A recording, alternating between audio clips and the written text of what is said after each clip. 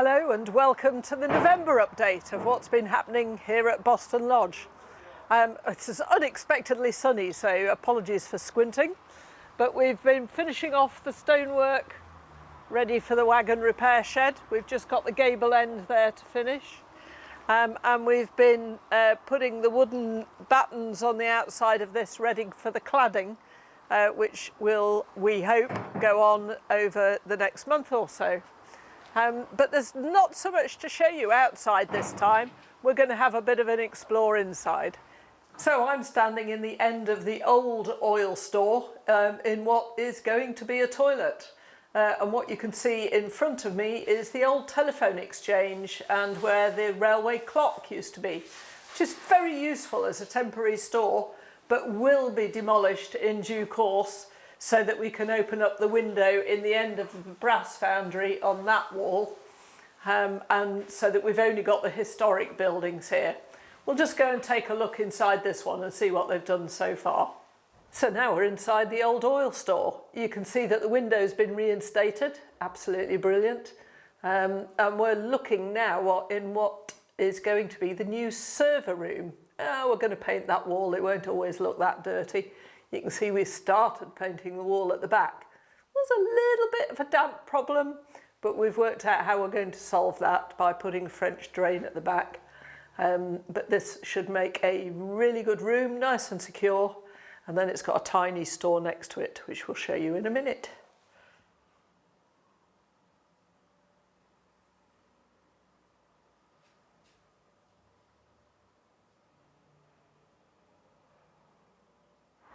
And finally, we've got a top coat onto numbers 1 and 2 Boston Lodge.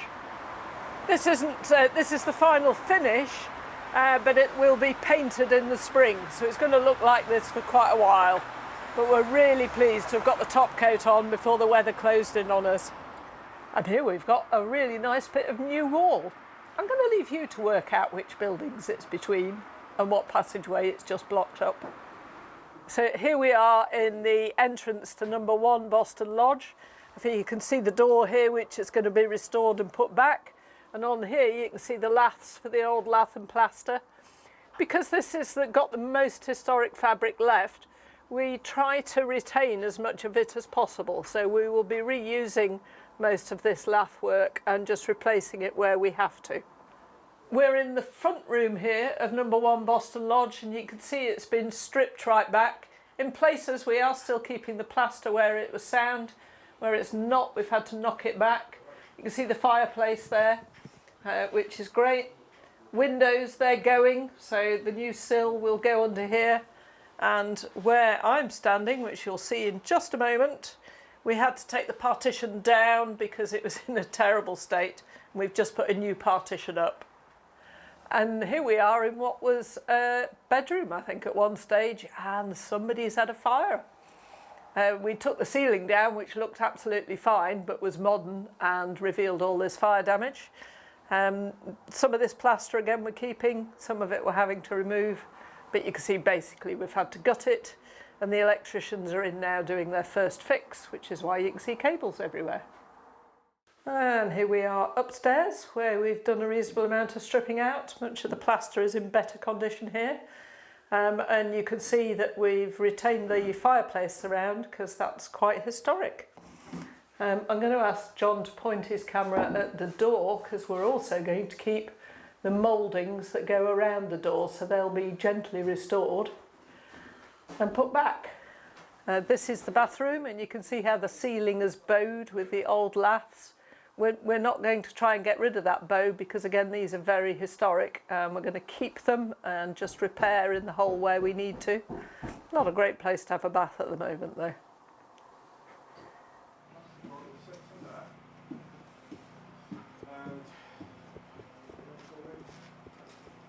So we're now in the electrician's workshop, as was.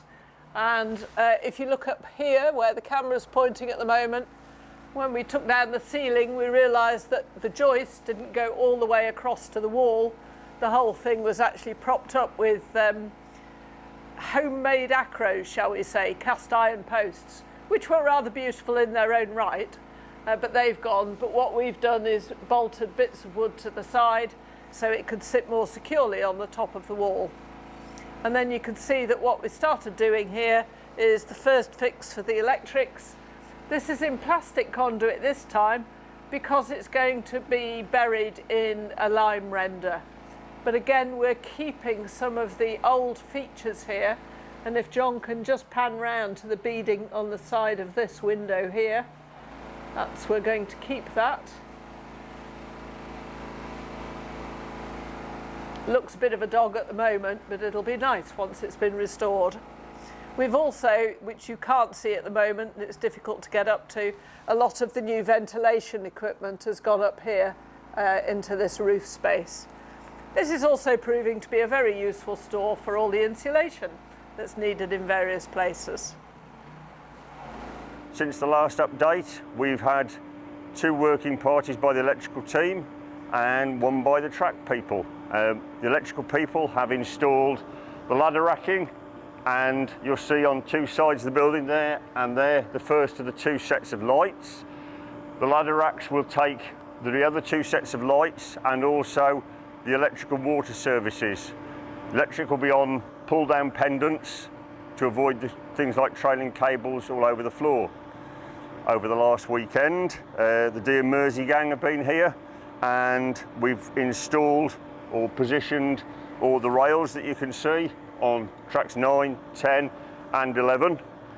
These are in the process of being fixed down to the concrete and levelled, and we've been able to work out the final lengths of the 3 sidings in the shed. We'll have a siding of 14 metres in there, 18 metres in the middle road, and just over 20 metres on track 11. To put that into context, you could park 2 double engines nose to nose on track 11, or you can park a Garrett on either of these, or 4 Corrie Hunslets over here. Next stage of the work will be, once we've finished it, is the finished concrete floor, which the rear half of the shed will be brought up to the top of the rails, so we have a completely level, smooth walking area at the back of the shed for people to walk round during the tours, and also so people can work on the engines. Then at the front of the shed, the rails sit on the concrete floor here, but where the fill is each side, that'll be taken out and a small slope, concrete slope cast, so any water that dribbles out of the steam engines overnight runs to the drains which are in the middle of the shop and then out to sea with the rest of the water. Also, apart from all the work inside the shed, we've been starting on the track work outside. Where I'm stood now is the release road from the carriage shed. This used to be bullhead track, the last piece of bullhead track in Boston Lodge. So as you can see, that's now been taken away, replaced with new rail on our standard plastic sleepers. And behind me you'll see the first complete turnout that's gone in. That will lead on to the second of the 3 turnouts. This one will connect roads 10 and 11 into the yard. And then in January, over on the far side on track 8, a 3rd turnout will go in, and that will serve where the Garrett is parked and track 9 of the shed. And here you can see the last bit of raking back of some of the lime mortar, just racing to get all that done again before the weather gets a bit too cold. And that's it for this month. I'll talk to you again before Christmas.